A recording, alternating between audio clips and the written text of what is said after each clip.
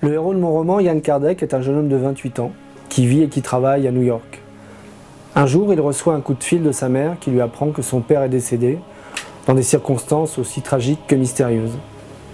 Yann Kardec prend l'avion pour rentrer en Bretagne, pays où habite sa famille depuis les temps les plus anciens, et malheureusement, il va s'apercevoir qu'au-delà de la mort de son père, pèse sur ses épaules une responsabilité très importante, celle qui est l'héritage de la famille Kardec depuis les temps les plus reculés, veiller sur un artefact, un objet mystérieux, un objet magique, qui est la clé entre les mondes, le monde des hommes et le monde de ceux qui peuplaient notre terre bien avant que les hommes existent, ceux qui ont donné naissance à nos plus terribles légendes, ceux qui ont donné naissance aux créatures de la nuit que l'homme redoute depuis toujours.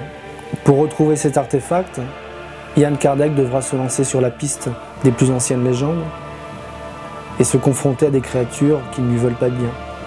Au cours de sa quête, il découvrira également que les Kardec ont une ennemie très ancienne, une femme qui est bien plus qu'une femme et qui veut elle aussi s'emparer de la clé. J'ai voulu écrire mon roman comme un roman à la fois fantastique et initiatique. Yann Kardec, mon héros, au fur et à mesure de ses aventures, au fur et à mesure des péripéties qu'il devra braver, va changer fondamentalement son comportement, sa nature, son attitude. Pour moi, il n'y a pas de bien et de mal. La lumière a besoin des ténèbres, le blanc a besoin du noir pour exister. C'est aussi ce que j'ai voulu écrire dans Légende, où les personnages qui pourraient être les méchants peuvent parfois avoir des comportements beaucoup plus humains que ceux qu'on pourrait appeler les gentils dans cette histoire. J'espère que vous prendrez autant de plaisir à lire Légende que j'en ai pris à l'écrire, et j'espère qu'au détour d'une phrase, d'un chapitre, vous vous direz à votre tour « et si c'était vrai ».